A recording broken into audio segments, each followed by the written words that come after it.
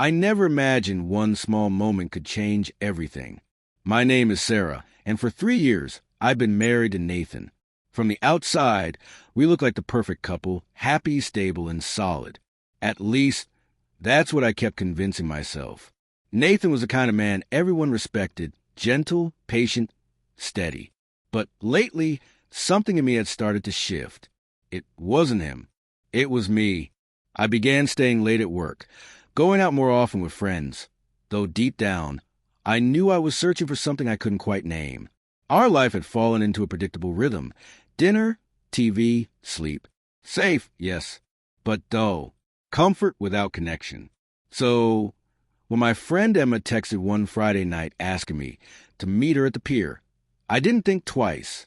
The problem was, I wasn't completely honest with Nathan. Heading out with the girls tonight, I said casually as I grabbed my purse. He smiled as he always did. Have fun. Don't stay out too late. But Emma hadn't invited just me. She'd also invited Jake, an old friend from college who'd always had a way of making me laugh. I told myself it was innocent, just friends catching up. But when I stepped into that cozy little bistro, my gut told me otherwise.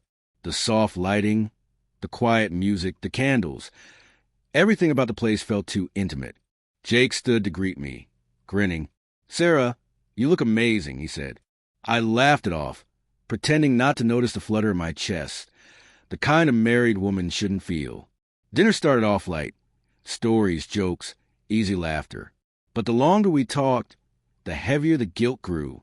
Every smile, every brush of his hand against mine made it worse. Halfway through, I thought about texting Nathan to say I'd be home late. But then I froze, because when I looked toward the door, Nathan was standing there, phone in hand, scanning the room. My stomach dropped. He wasn't supposed to be there. Maybe he was just picking up food, I told myself. But the moment our eyes met, I knew. He wasn't angry. He was hurt. Jake leaned closer and whispered, "That's your husband, isn't it?" I couldn't even speak. Nathan walked toward us, quiet and calm. "So," he said softly, "this is your girl's night?" "It's not what it looks like," I stammered. He let out a bitter laugh. "Of course not." People were staring now.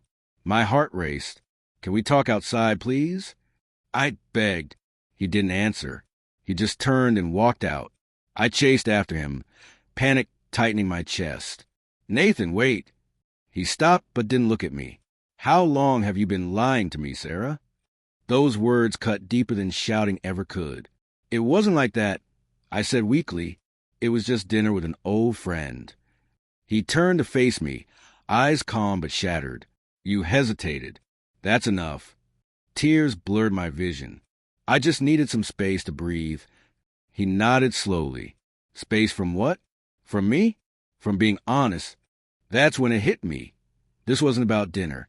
It was about everything I hadn't said, everything I'd been avoiding. "I'm sorry," I whispered.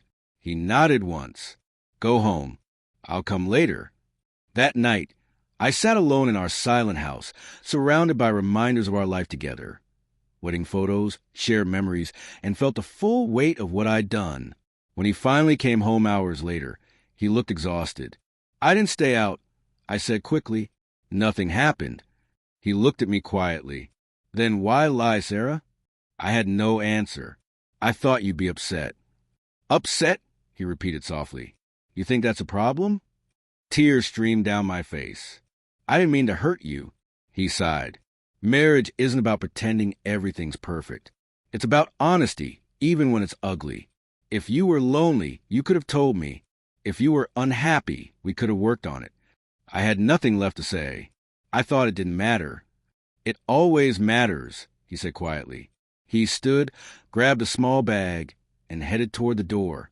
"I'm staying at my brother's for a few days." My heart sank. "So that's it?" "I don't know," he said softly. "I just need space." Before leaving, he paused at the door. "I loved you enough to believe you'd never lie to me. I hope you figure out why you did." The next few days were heavy with silence. I replayed every choice that led to that night. When Emma called to check in, I could barely speak. "I think I ruined everything," I said. "You made a mistake," she replied gently.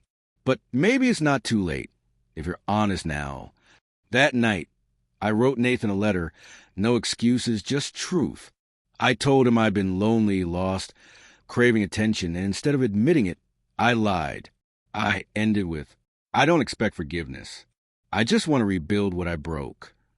3 days later, he called. Can we talk? We met at the park, where we'd had our first picnic. He looked tired but calmer. I read your letter, he said. It hurt, but it made sense. I never meant to betray you. I whispered. I know, he replied, but trust doesn't come back overnight. I don't expect it to, I said. I just want a chance to earn it. He nodded slowly. Then start by being honest, always. We walked for hours that day. Not fixed, but finally real. Weeks later, we started therapy. It wasn't easy. There were tears, long silences, and hard conversations, but also small moments of laughter and hope. Slowly, the walls began to fall. One evening, as the sun poured through our window, Nathan turned to me. When I saw you in that restaurant, he said, I thought we were done, but maybe that was actually the start of something real. I smiled through my tears. Thank you for giving us another chance. He gave a faint smile. Just don't give me another reason to regret it. We're still healing. The scars remain, but they remind us of the truth, that honesty, even when painful, is the only thing strong enough to rebuild what lies destroy. That night didn't just break us. It woke us up, and somehow that made all the difference.